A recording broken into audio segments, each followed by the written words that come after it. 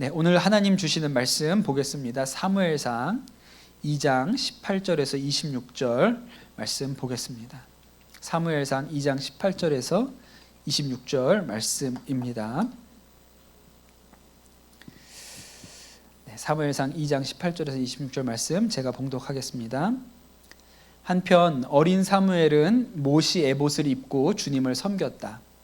사무엘의 어머니는 해마다 남편과 함께 매년 제사를 드리러 성소에 올라가곤 하였다. 그때마다 그는 아들에게 작은 겉옷을 만들어서 가져다 주었다. 그리고 엘리는 엘가나와 그의 아내에게 주님께 간구하여 얻은 아들을 다시 주님께 바쳤으니 주님께서 두 분 사이에 이 아이 대신에 다른 자녀를 많이 주시기를 바랍니다 하고 복을 빌어 주었다. 그들은 이렇게 축복을 받고서 고향으로 돌아가곤 하였다. 주님께서 한나를 돌보아 주셔서 한나는 임신하여 아들 셋과 딸 둘을 더 낳았다. 어린 사무엘도 주님 앞에서 잘 자랐다. 엘리는 매우 늙었다. 그는 자기 아들들이 모든 이스라엘 사람에게 저지른 온갖 잘못을 상세하게 들었고 회막 어귀에서 일하는 여인들과 동침까지 한다는 소문을 들었다. 그래서 그는 그들을 타일렀다. 너희가 어쩌자고 이런 짓을 하느냐? 너희가 저지른 악행을 내가 이 백성 모두에게서 듣고 있다. 이놈들아 당장 그쳐라. 주님의 백성이 이런 추문을 옮기는 것을 내가 듣게 되다니 두려운 일이다. 사람끼리 죄를 지으면 하나님이 중재하여 주시겠지만 사람이 주님께 죄를 지으면 누가 변호하여 주겠느냐. 아버지가 이렇게 꾸짖어도 그들은 아버지의 말을 듣지 않았다. 주님께서 이미 그들을 죽이려고 하셨기 때문이다. 한편 어린 사무엘은 커갈수록 주님과 사람들에게 더욱 사랑을 받았다. 아멘. 하나님의 말씀입니다. 제가 복정동에 있는 선한목자교회에서 사역할 때 같이 동역하는 사역자들이 많잖아요. 저희 교회 학교 사무실에만 해도 거의 20명 가까운 사역자들이 있으니까 동역하는 사역자들이 많습니다. 전도사님들이 많이 계신데 한 번은 누가 와가지고 어떤 전도사님에 대해서 이렇게 이야기하기를 누구누구 전도사는 꼭 태어난 김에 사는 사람 같아 이렇게 얘기를 하더라고요. 전 그런 얘기 처음 들어봤거든요. 태어난 김에 사는 사람이라고. 근데 생각해보니까 비슷해요. 네, 뭘 특별히 좋아하는 것도 없고 하고 싶은 것도 없고 또 뭐 아직 미혼인데 결혼을 해야겠다는 생각도 없고 그냥 보면 진짜 그냥 태어난 김에 사나? 이런 생각이 좀 있어요. 근데 저는 그런 말을 처음 들어봤는데 그 얘기가 요새 텔레비전에 나오는 어떤 웹툰 작가, 기안 80살하고 불리는 그 웹툰 작가의 캐릭터가 그거더라고요. 태어난 김에 사는 사람이라고. 저는 뭐 그 프로그램 좋아하지 않아서 안 봤는데 제가 오늘 설교하려고 찾아보니까 태어난 김에 사는 사람, 되는 대로 산다는 얘기죠. 그래서 이렇게 봤는데 집에서 밥을 먹을 때 혼자 사니까 라면 자주 끓여 먹는 거예요. 근데 라면을 끓여 먹는데 어떻게 끓여 먹냐면 그냥 집에 있는 모든 재료를 라면에다 집어넣더라고요. 그러니까 전날 먹다 남은 족발이 있으면 족발을 라면에 집어넣고 전날 먹다 남은 양념치킨이 있는데 양념치킨을 그냥 라면에다 넣어가지고 그냥 끓여 먹어요. 그것도 이렇게 냄비에다 끓여 먹는 게 아니고 전기포트에다가 물 끓이는 전기포트에다 그냥 다 재료를 넣어서 그냥 끓여 먹더라고요. 그러니까 이제 눈에 보이는 대로 닥치는 대로 그냥 하는 게 그 사람 스타일이구나. 빨래도요 그냥 돌려서 그냥 흩어놓습니다. 펼쳐서 널질 않아요. 그냥 흩어서 그냥 이렇게 하더라고요. 그리고 막 지금 세탁기에서 꺼낸 티셔츠를 바로 입고 외출합니다. 나가면 마른다고. 입고 다니면 마른다고 그냥 나가더라고요. 그러니까 야 저렇게도 사는구나. 그리고 거울을 보더니 그냥 머리가 좀 너무 많이 수북하게 길었다. 그럼 여러분 우리는 어떻게 하죠? 미용실 가잖아요. 그냥 거울 보고 잘라요. 그래 진짜 이 말이 맞구나. 태어난 김에 사는구나. 태어난 김에 사는 사람이구나. 그냥 그런 생각이 들었어요. 그래서 그런 말이 유행인가 봐요. 어떤 사람도 제가 오늘 인터넷에 요 태어난 김에 사는 사람 이렇게 쳐보니까 자기가 그런 사람이라 나도 태어난 김에 산다고 그렇게 하면서 자신의 인생 철학을 이렇게 얘기를 합니다. 나는 25살이 되어도 삶의 목표도 없고 뭘 하고 싶지도 않다. 그냥 하루하루 일어났으니까 일하고 피곤하니까 자고 심심하면 취미생활 가끔 하고 알바만 전전하면서 쥐꼬리만한 월급 조금씩 모아서 목돈 필요하면 그때 쓰고 이런 식으로 하루하루 그냥 숨쉬며 살아가고 있다. 그러니까 이게 모르겠어요. 태어난 김에 사는 사람이 이렇게 사는 모양입니다. 그러니까 뭘 꼭 해야겠다는 생각도 없고 뭘 이루어야겠다는 생각도 없고 방향도 목적도 없이 그냥 살아가는 거죠. 근데 우리가 이렇게 사는 사람 있으면 답답할 것 같죠. 예, 우리 옆에 누가 그렇게 산다 그러면 우리 아들이 그렇게 산다고 생각해 보세요. 아우 막 못 볼 것 같잖아요. 그런데 잘 생각해 보면 우리도 우리 인생에 익숙하기 때문에 생각 없이 하는 일들이 많이 있다는 것을 우리가 알아야 됩니다. 예를 들어 우리 자녀들이 학교에 다니잖아요. 왜 학교에 다니죠? 학교에 왜 다닙니까? 공부하러 다니는 거죠. 학교가 이제 공부 가르쳐 주는 데니까 공부하러 다니잖아요. 그런데 굉장히 많은 우리 대한민국의 학생들은요, 공부하러 학교 다니지 않아요. 그렇죠? 학교 왜 다니죠? 그냥 다녀요. 그냥 다니죠. 여러분, 학교를 무슨 이유가 있어서 다닙니까? 학교 다니는데 왜 학교 다녀요? 그러면 다녀야 되니까 다니는 거죠. 의무 교육이니까 다니는 거고. 공부는 어디에서 해요? 학원에서 하죠. 학교는 그냥 다니는 거예요. 예, 그러니까 사실은 목적이 없어요. 우리가 그러면 자녀들 보면 답답하냐. 제가 얼마 전에 신방 갔다 왔는데 아들이 이렇게 공부를 왜 해야 되는지 이런 공부의 목적을 써놓은 책을 보더라는 거예요. 근데 다음 날이 시험인데 그걸 보고 있더라고. 내일 시험인데 왜 그걸 보고 있지? 네. 그러면 뭐 그 다음 시험은 잘 볼지도 모르니까 지금 내일 시험은 뭐 그냥 목적을 살피는 형태로라도 보고 그 다음 시험은 잘 볼 가능성도 있으니까 그런지 몰라도 하여튼 뭐 그 얘기를 하시더라고요. 굉장히 답답하겠죠. 그렇게 하는 거 보면. 근데 여러분 가만히 우리를 생각해 보세요. 가만히 생각해 보면 우리도 우리 인생의 정작 중요한 것은요, 잘 생각 안 해보고 그냥 합니다. 예를 들어 이런 거죠. 때가 돼서 학교 가는 거예요. 학교 왜 가요? 8살 됐으니까 가는 거예요. 공부하러 가는 게 아니고 8살 됐으니까 가죠. 그리고 졸업하니까 취직하는 거고요. 남들 다 하니까 결혼하고 그러다가 아이가 나왔으니까 양육하는 거예요. 그렇지 않습니까? 우리가 이런 일의 목적이 뭔지 생각해 본 적이 있을까요? 별로 없어요. 여러분 여기 오늘 오신 분들 다 자녀를 양육해 보신 경험들이 있으신 분들이 많으신데 자녀를 양육하는 목적이 뭔지 생각해 보신 적 있으세요? 자녀를 양육하는 목적이 뭘까?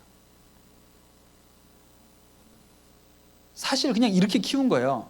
애가 태어났으니까 젖을 먹였고 우니까 분유 먹이고 기저귀 갈아줬고 또 이제 때가 되니까 옷 사입히고 어린이집 보낼 때가 됐으니까 보내고 유치원 보냈고 또 학교 가니까 공부시킨다고 학원 보내고 그냥 그렇게 키운 거죠.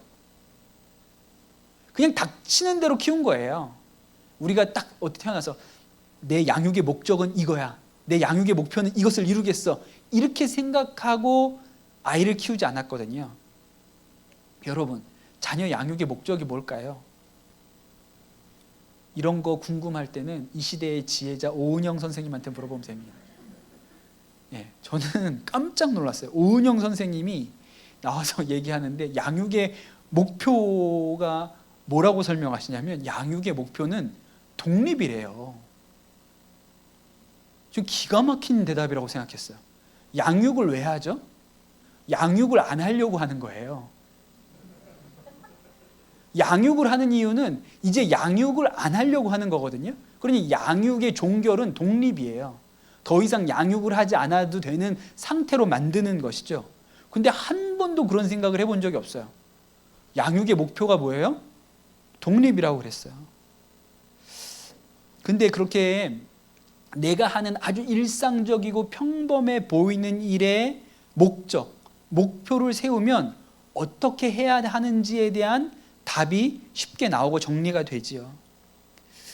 100주년 기념교회 담임하셨던 이재철 목사님 계시죠. 최근에 지금 은퇴하시고 시골에 내려가 계신데, 최근에 그 이재철 목사님의 셋째 아들이 이제 오디션 프로그램에 나왔어요. 가수 오디션 프로그램에. 그래서 아주 화제가 됐죠. 30호 가수라고요. 이승윤이라는 청년인데, 그분이 이제 그 오디션 프로그램에 나왔는데 아마 제가 알기로 1등 했을 거예요. 그 프로그램에서 1등 했을 거예요. 그리고 굉장히 화제가 되었습니다. 나중에 알고 보니까 이재철 목사님 셋째 아들인 거예요. 이재철 목사님이 아들 넷이래요. 상 받아야 되는 분이죠. 아들 넷 키운 대단한 목사님이세요. 첫 번째 아들은 변호사고, 두 번째 아들은 유튜버예요. 저 정도 수준이 아니고요. 구독자 30만 뭐 넘는다 그런 것 같은데, 그런 유튜버고, 셋째 아들이 요 가수 이승윤이라는 가수고, 넷째 아들은 그림 그리는 화가예요. 그러니까 목사님 아들인데 넷이 어쩜 그렇게 다 다릅니까? 그리고 넷이 각자 자기의 영역에서 자기의 인생을 살아가요.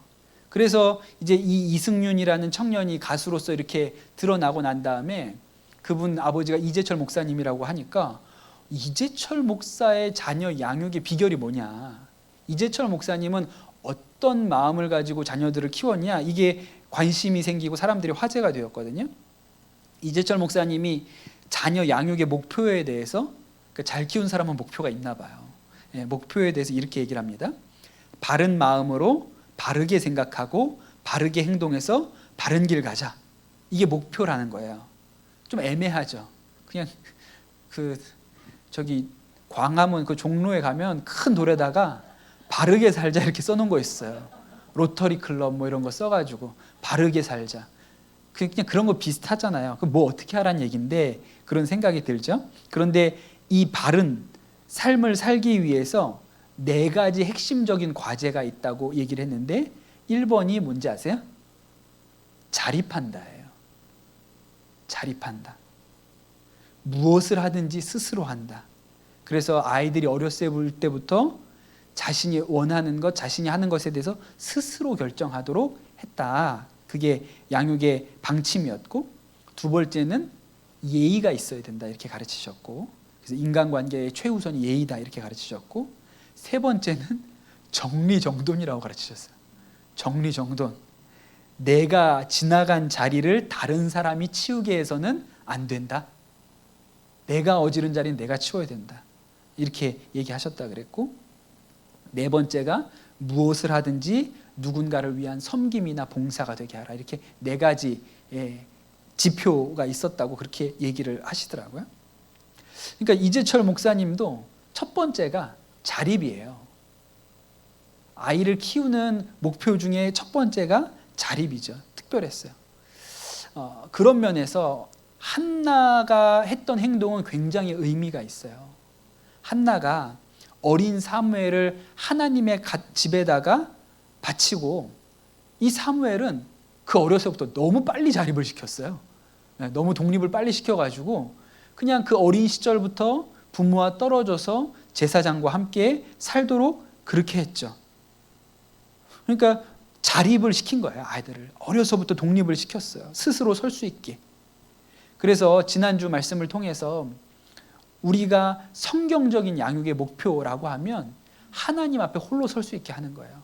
우리 자녀가 하나님 앞에 홀로 설 수 있게 하는 것이 성경적인 양육의 목표인 것이죠.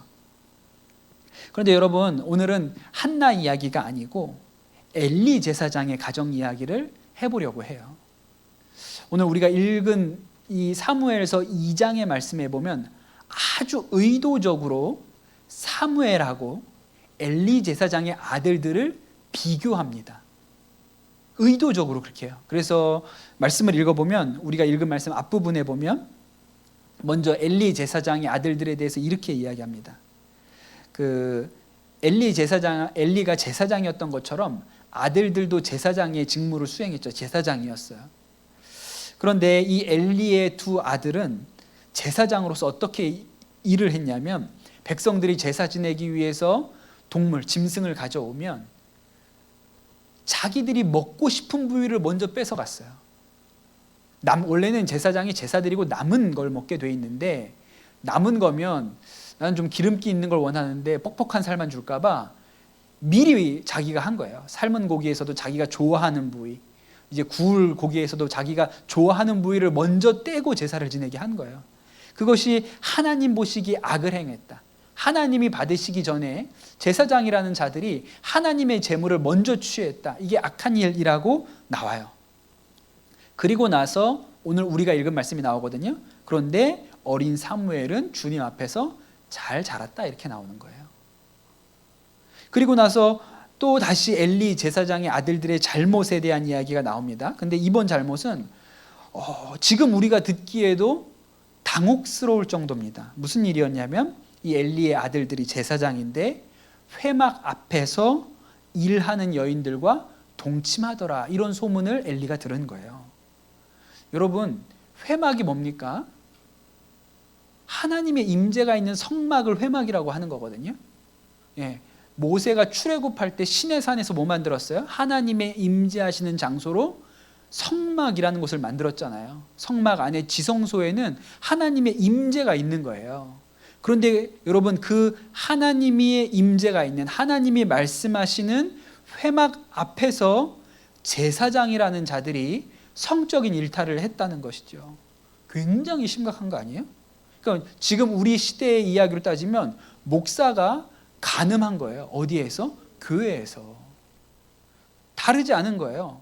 그러니 무슨 진짜 신문에 날 만한 악행을 이들이 저질렀어요. 여러분, 이 시대에 누가, 어떤 목사님이 교회에서 간음을 했다, 이런 이야기를 들으면 어떻게 해야 됩니까? 불러서 혼내킬까요? 불러다 놓고 그렇게 살면 안 된다, 회개해야 된다, 이렇게 야단치면 되겠습니까? 여러분, 아니잖아요. 상식적으로 생각해 보세요. 그런 범죄를 저지른 목회자가 있다고 생각해 보세요. 어떻게 해야 되죠? 직무를 정지시켜야 될 거 아니에요. 당연한 일 아닙니까? 성직자로서 성직자가 지켜야 될 윤리, 차마 할 수 없는, 성직자가 아니어도 하면 안 되는 일을 성직자가 했으면 일단 뭐 형사는 뭐 나중에 그거는 법에서 처리할지 몰라도 교회가 할 일은 직무를 정지시켜야 되잖아요. 목회를 못하게 만들어야죠. 그런데 엘리가 이 일에 대해서 제일 어른이었으니까, 제사장이었으니까, 또 자신의 자식들의 일이었으니까 엘리가 나서서 자신의 아들들을 파면시키고 파문해야죠. 제사장의 직무를 더 이상 수행하지 못하도록 만들어야 돼요. 근데 여러분, 엘리가 그렇게 하지 않습니다. 어떻게 했죠? 불러다가 야단만 쳤어요. 화만 냈어요.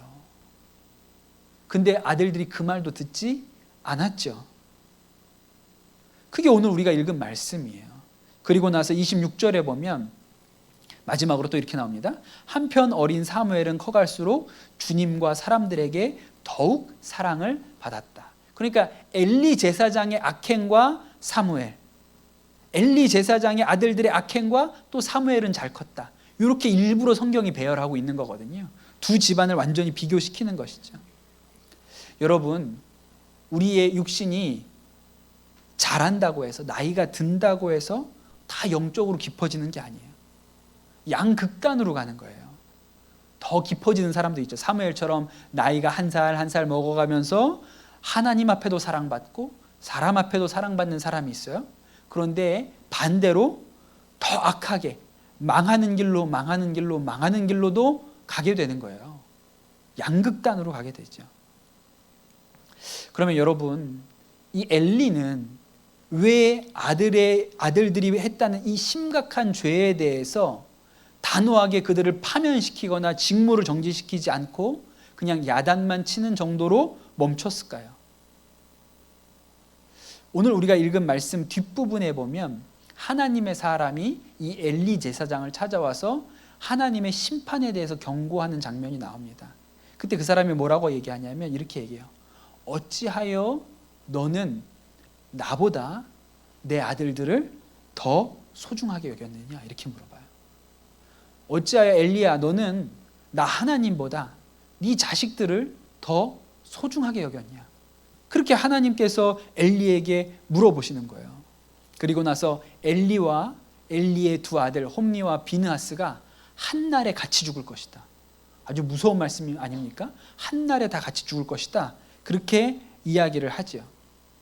그리고 나서 그들이 죽고 나면 새로운 제사장을 세울 것인데 하나님께서 세우실 텐데 그러면 너희 집안에 살아남은 자들이 뭐라고 얘기할 거냐면 돈 몇 푼과 빵 한 덩이를 얻어먹으려고 그에게 엎드려서 제사장 자리나 하나 맡겨주셔서 밥이나 굶지 않고 살게 하여 주십시오 라고 말하게 될 거라고 이 하나님의 사람이 경고했어요. 저는 이 말씀을 엘리가 듣고 깜짝 놀랐을 거라고 생각해요. 왜요? 이게 엘리가 가지고 있었던 속마음이거든요. 엘리가 왜 자신의 자식들이 하나님을 경외하지 않고 하나님의 재물을 자기네 마음대로 취하고 또 도저히 일어날 수 없는 입에 담기도 부끄러운 성전 앞에서 성막 앞에서 수종드는 여인들과 간음을 성관계를 맺는 이런 범죄를 저지르는데도 불구하고 왜 그들을 쫓아내거나 파면시키지 않았을까요? 아들들이 그거 하면서 먹고 살았으니까 그렇죠. 아들들이 그 제사장 일 하면서 먹고 산 거예요. 생계를 유지했다고요. 그거 하면서. 그러니 이 아버지가 자식들의 죄를 뻔히 아는데 그래도 우리 아들들이 먹고는 살아야지. 저거 쫓겨나면 저 녀석들이 어디 가서 뭘 하고 살아. 그러니까 불러다 놓고 화는 내고 혼은 내켰는데 제사장 일은 계속 하도록 놔둔 거예요. 근데 그 얘기를 하나님의 사람이 와서 하는 거예요. 제사장 자리 하나 맡겨주셔서 밥이나 굶지 않고 살게 해달라고. 아마 엘리가 이 얘기를 듣고 어떻게 알았지? 이렇게 생각했을지도 몰라요. 그러니 여러분, 엘리에게 있어서 자녀 양육의 목표, 목적이 뭐였을까요? 자식들 먹고 살게 해주는 것이 양육의 목표, 목적이라고 생각한 거예요. 자식들 먹고 사는 문제를 자신이 해결해 주는 것을 양육의 목표라고 생각하면서 살았던 것이죠. 그러니 그렇게 죄를 짓는데도 불구하고 제사장 직무를 계속 하도록 내버려뒀어요. 먹고 살아야 되니까. 그러니 여러분, 엘리는요 어떤 사람이냐면 자신이 죽을 때까지 다 장성한 아들들에 대한 양육을 손에서 못 놓은 사람이에요. 책임을 자신이 져줘야 되니까. 아버지인 자신이 책임을 져야 되니까 죽을 때까지 다 큰 아들들의 양육을 자기 손으로 책임지고 있었던 사람인 것이죠. 여러분, 한국 교회를 병들게 한 아주 큰 문제가 뭐죠? 세습이에요, 세습. 교회를 자식들에게 이렇게 물려주는 것 아닙니까? 몇 년 전에 감리교단은 이제 세습을 금지하는 법안을 통과시켰잖아요. 그 얘기는 많았다는 얘기죠. 그렇게 하는 일들이 많았다는 얘기예요. 그래도 깨어있는 많은 분들이 계셔가지고 제일 먼저 법으로 막았어요. 그랬더니 사위한테 하고 그랬더니 막 이렇게 막 돌려서 하잖아요. 그래서 법이 계속 바뀌었어요. 이것도 막고 저것도 막느냐고. 다 막았어요. 그렇게 하는데 이게 얼마나 한국교회의 문제가 됐습니까? 근데 여러분, 왜 교회를 자식한테 물려주려고 했을까요? 다 똑같이 얘기해요. 교회를 위해서, 교회의 안정을 위해서 그렇게 했다고 얘기해요. 여러분, 근데 솔직히 얘기해봐요. 왜 자식한테 물려주려고 했을까요? 먹고 사는 거 해결해 주려고 그런 거 아니에요. 우리 아들도 목회하는데 나 죽으면 저 녀석도 목회를 어디서 가서 해야지, 그거 먹고 살게 해주려고 물려준 거 아닙니까? 그런 거잖아요. 꼭 세습이 아니더라도 한국교회에서 우리가 많이 봤던 모습들 중에 정말 존경받던 어떤 목사님이 말년에 은퇴하면서 자식 어떻게 해주려고, 아들한테 좀 뭐 어떻게, 자녀들한테 뭘 어떻게 해주려고 뭐라도 좀 더 돌아가게 하려고 그렇게 해서 자신의 목회를 지금까지 평생 쌓아왔던 목회를 다 무너뜨리고 명예를 다 실추하고 그런 일들을 부지기수로 봤다고요. 하나님이 뭐라고 얘기하세요? 어찌하여 너는 나보다 내 자식을 더 소중히 여겼냐? 그렇게 물어보실 거죠. 어찌하여 너는 나보다 내 자식을 더 소중히 여겼냐? 네 자식 먹고 사는 것 해결해 주는 게 너한테 그렇게 중요하냐? 왜 너는 자식을 나한테 맡기지 않고 네가 끝까지 책임지려고 했냐? 그러시겠죠. 그런데 여러분, 목사가 아니더라도 대한민국의 많은 부모들이 양육의 목표, 양육의 목적을 자식들의 먹고 사는 문제를 해결해 주는 것이라고 생각하면서 자식들을 키웁니다. 많아요. 그래서 어떻게 해요? 시집 가고 장가 가서 아들들 낳고 딸들 낳고 자녀까지 다 낳는데도 불구하고 자립되거나 독립되었다고 생각하지 않고 내가 죽으면 집이라도 하나 물려줘야지. 이거라도 어떻게 해줘야지. 이런 생각들을 하는 거예요. 그러니 우리가 진짜 우리의 자녀를 하나님한테 맡겼냐? 다 컸으니까 이제 하나님 앞에 맡긴 거냐? 그렇지 않다는 거죠. 여전히 내 손에 쥐고 하나님께서 이 아이의 미래를, 인생을 책임지실 거라고 믿지 않고 여전히 내 손에 쥐고 내가 책임져야 한다고 생각하니까 부모도 고달픈 거예요. 하나님을 믿지 않는 것이죠. 그게 불신앙이고. 그래서 여러분, 양육의 목표가 독립이고 자립이에요. 성경적인 양육의 목표는 하나님 앞에 자녀가 홀로 설 수 있도록 돕는 거예요. 하나님 앞에 설 줄만 알면 집을 뭐하러 물려줍니까? 그거 없어도 살 텐데. 한나가 그렇게 했던 것이죠. 여러분, 목적이 분명해야 돼요. 양육에 대해서도 오늘 하나님이 우리에게 주시는 말씀은 목적이 분명해야 된다. 엘리처럼 잘못된 목표, 잘못된 생각을 붙들고 자녀를 키워서는 안 된다. 그렇게 이야기하고 있는 것이죠. 여러분, 그냥 낳았으니까 키우는 게 아니에요. 근데 여러분, 오늘은 이 이야기를 자녀 양육에서 좀 더 범주를 확장해서 얘기를 해보도록 할게요. 여러분, 자녀 양육의 목적이 제가 하나님 앞에 자녀를 홀로 설 수 있게 하는 것이라고 말씀을 드렸잖아요. 그럼 여러분, 가정의 목적은 뭘까요? 가정의 목적. 가정은 왜 있어야 하는 걸까요? 어찌 보면 가정이 결혼을 통해서 이루어지는 거잖아요. 결혼을 해야 가정이라는 것이 생기는 거니까. 그럼 결혼의 목적이 뭡니까? 그러니까 우리가 이런 일에 대해서 생각을 잘 안 해요. 우리도 그냥 태어난 김에 사는 사람이라니까요. 태어난 김에 그냥 살기 때문에 그냥 때 되면 결혼하고 그냥 그렇게 하는 거죠. 때가 되니까 결혼해야 돼요. 나이가 찼으니까 결혼해야 되고, 남들도 다 하니까 나도 해야 되고, 결혼해야 하니까 나도 그냥 하죠. 그리고 가정도 결혼을 해서 애가 생겼으니까 그냥 가정이 되는 거예요. 생각을 잘 안 해요. 왜 그렇게 하는지. 근데 여러분, 결혼의 목적에 대해서도 우리가 잘못 생각하고 있는 게 있어요. 마치 엘리가 양육의 목적을 자식들 먹고 사는 거 해결해 줘야 된다고 그렇게 생각하고 있었던 것처럼 우리가 결혼의 목적도 잘못 생각하는 게 있습니다. 뭘까요? 여러분, 젊은 사람들, 이제 결혼 안 한 우리 미혼 청년들에게 왜 결혼합니까? 결혼의 목적이 뭡니까? 라고 물어보면 다 거의 90은 이렇게 대답할걸요. 뭐라고 대답할까요? 행복하기 위해서 한다 그럴 거예요. 행복하기 위해서 결혼한다 그럴 거예요. 혼자 사는 것보다 둘이 사는 것이 행복하니까, 사랑하는 사람과 같이 살면 행복하니까 그렇게 행복하기 위해서 결혼한다고 말하는 게 대부분일 거예요.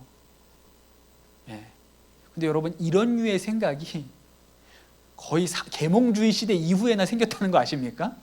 인류가 생기는 수천 년 동안 이런 생각을 안 하고 살았어요. 결혼의 목표를 남녀 간의 사랑, 행복 이렇게 생각한 적이 오래된 게 아니에요.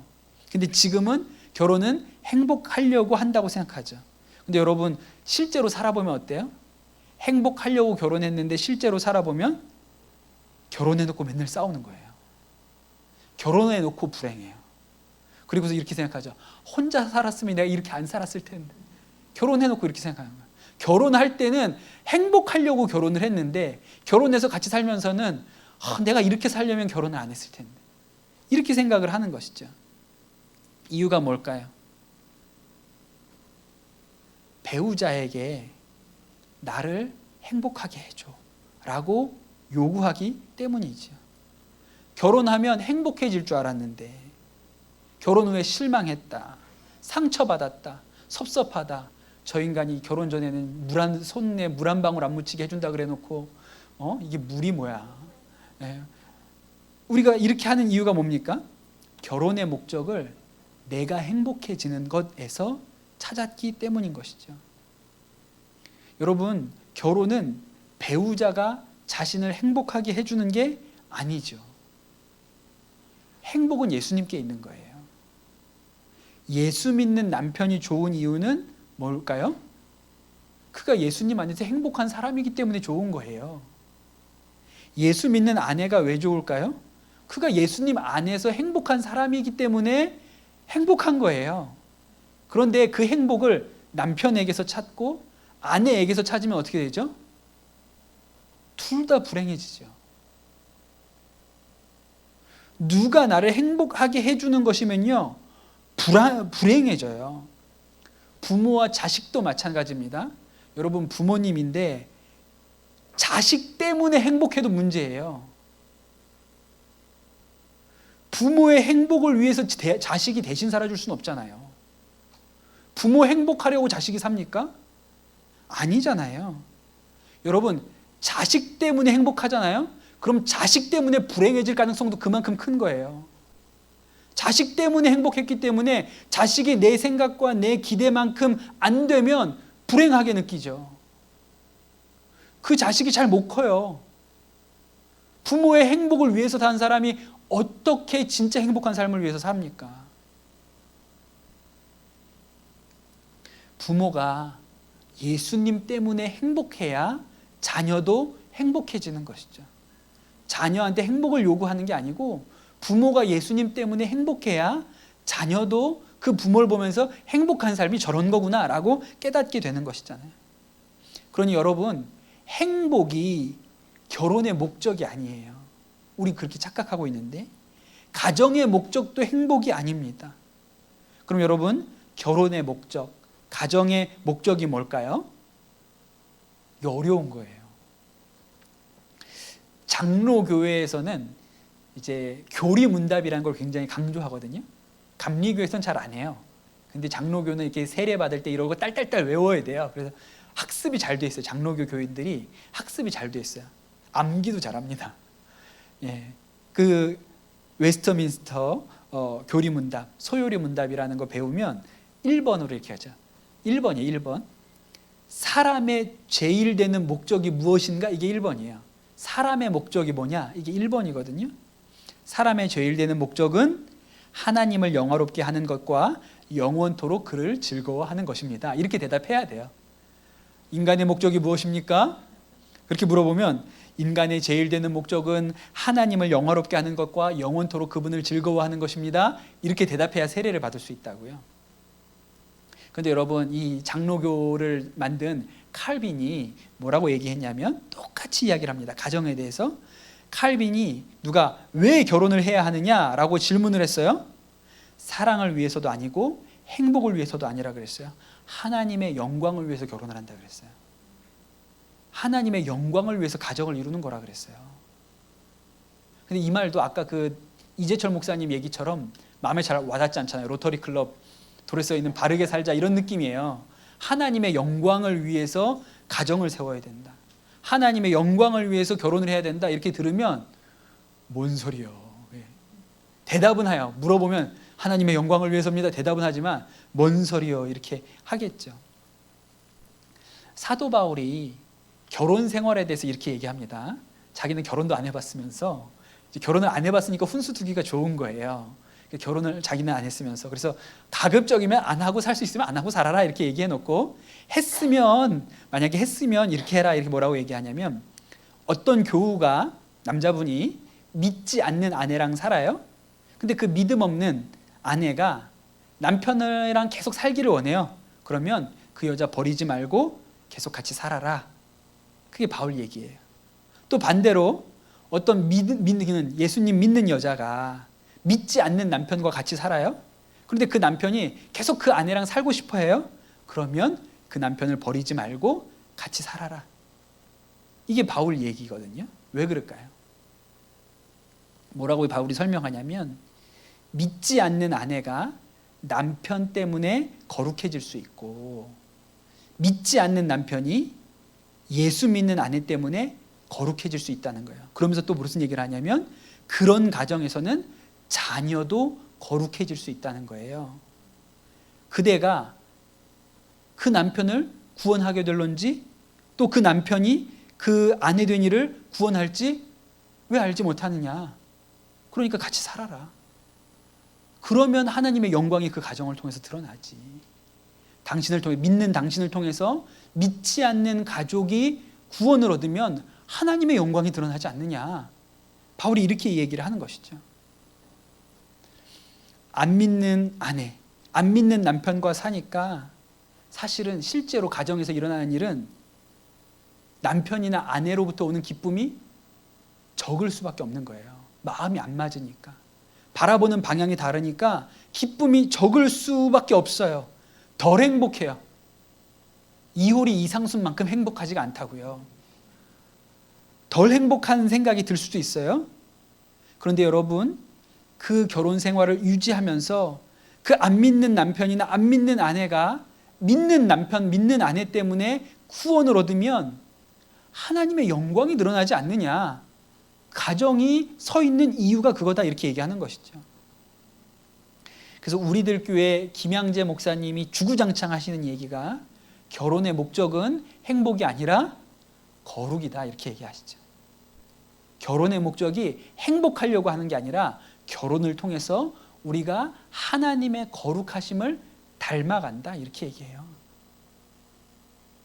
우리가 가정을 통해서 하나님을 더 알아가고, 우리와 성품과 우리의 사랑이, 우리가 할 수 있는 사랑의 한계를 뛰어넘는 것, 그게 가정의 통로가 되는 것이죠.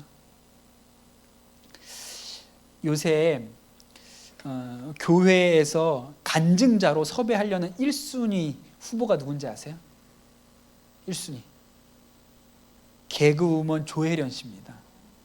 들어보셨어요? 간증? 조혜련 씨 간증 들어보셨어요? 오늘 들어보시고 제가 조금만 해드릴 테니까 관심 있으면 유튜브에서 들어보세요. 많아요.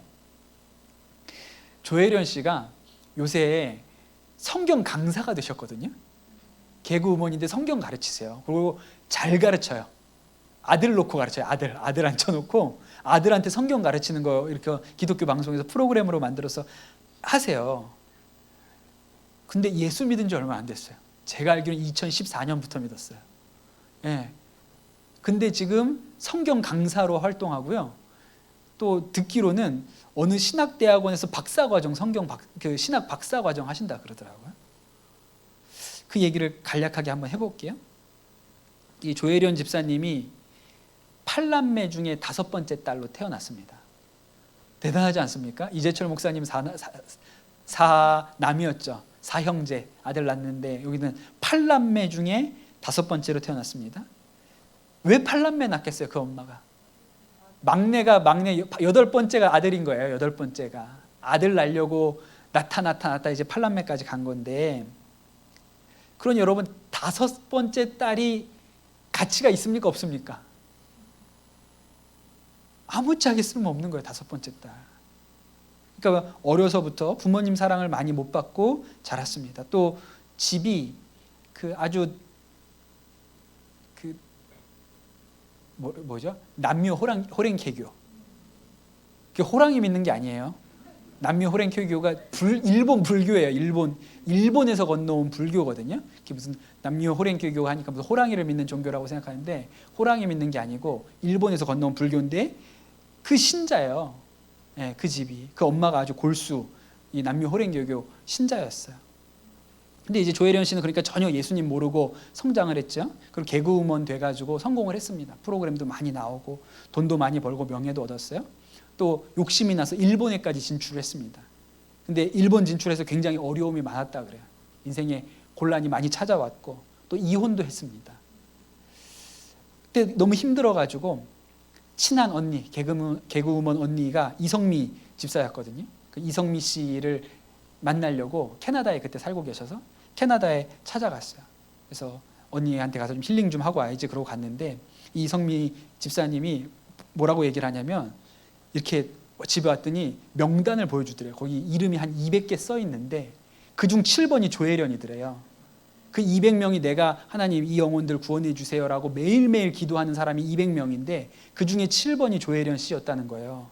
그리고 와가지고 그걸 보고 와가지고 언니한테 언니 거기서 내 이름 좀 빼줘. 나는 교회 안 나갈 거니까 제발 내 이름 놓고 기도하지 마. 거기 좀 내 이름 빼줘. 그렇게 얘기를 했대요.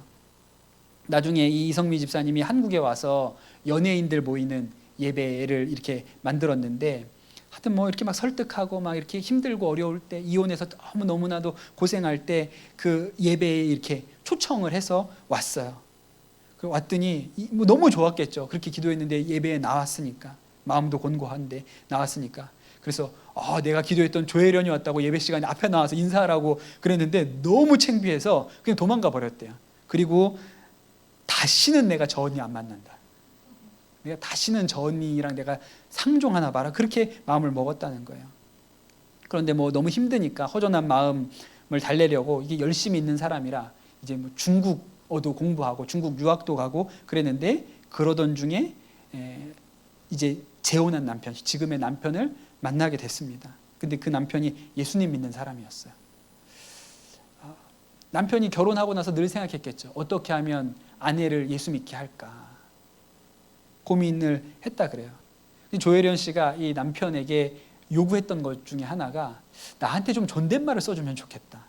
내가 남편한테 존경받는 여자였으면 좋겠다. 나한테 존댓말을 좀 써달라 얘기를 했는데 남편이 뭐라고 얘기했냐면 당신이 나랑 같이 딱 한 번만 주일에 예배드리러 교회를 같이 가면 평생 존댓말을 쓰겠다.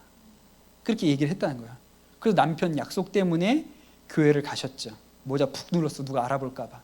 그리고 저 끝에 구석자리에 앉아가지고 예배를 드리는데 그때 성가대에서 했던 찬송이 하나님의 은혜로 있을 데 없는 자 이 찬양을 듣는데 있을 데 없는 자라는 그 가사가 마음에 쿡 와서 박혔다 그랬어. 8남매 중에 5번째 한 번도 엄마한테 인정받다 보지 못한 쓸데없는 자. 그 가사가 마음에 이렇게 온 거예요. 막 눈물이 났대요. 그날 그 남편이랑 예배 드리러 가서. 그리고 3개월쯤 지났을 때 남편이 집에서 이제 영접 기도를 하자. 그렇게 이야기를 했답니다. 그런데 아멘을 못 하겠더래요. 자기 생각이 강해서. 아멘을 못 하겠대요. 그냥 꿀먹은 벙어리처럼 가만히 있으니까 남편이 요한복음 3장 16절 말씀을 가지고 울면서 복음을 전하는데 아멘이라고 못하고 용기를 내서 네 믿고 싶습니다. 그렇게 고백을 했다는 거예요. 그런데 그 네라고 말하는 순간에 인생이 이렇게 주마등처럼 지나왔대요. 쓸데없다. 엄마가 죽으라고 엎어놓았던 거. 대학 갔다고 네가 못하러 대학을 가냐. 부지깽이로 대학 갔다고 두들겨 맞은 거.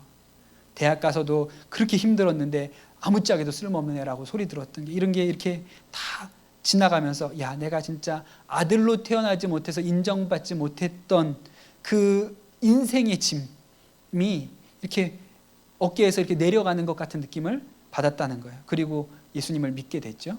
제일 먼저 누구한테 전화했을까요? 이성미한테 전화했죠. 이성미 집사한테 전화했어요. 언니 나 예수 믿어. 나 오늘 교회 등록했어. 그랬더니 막 전화 통화로 막 펑펑 두 분이 우셨다고 그 얘기를 하세요. 그리고 나서 2015년 1월 1일에 세례를 받았습니다.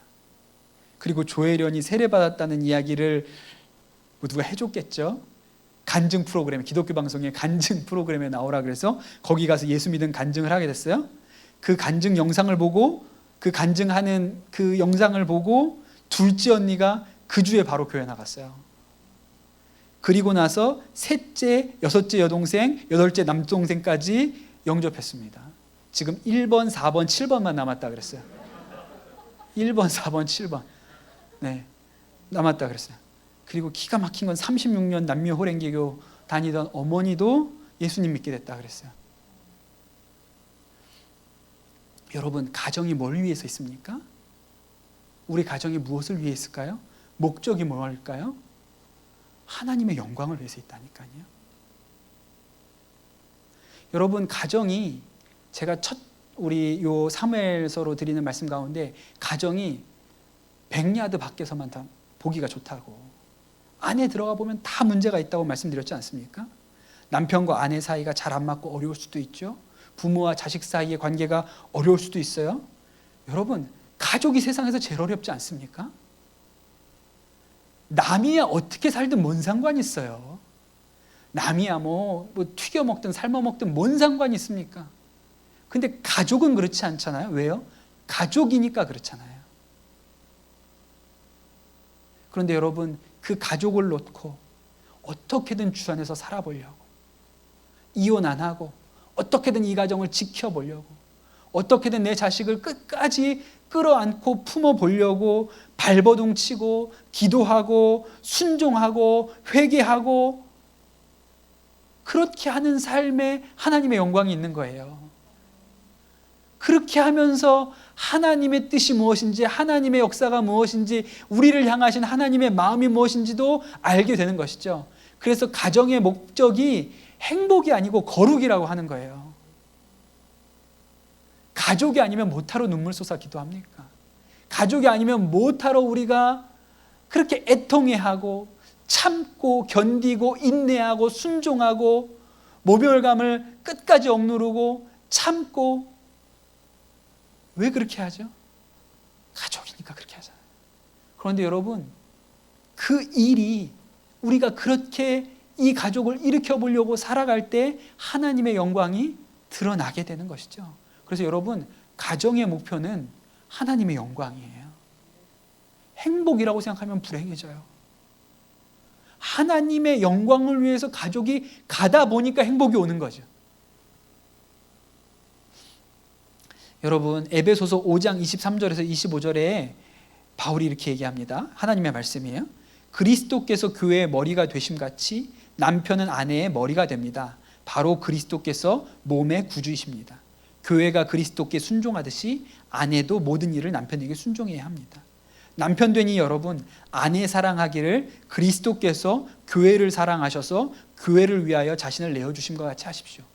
부부 관계가 예수님이 교회를 사랑하는 것과 똑같다 그러잖아요.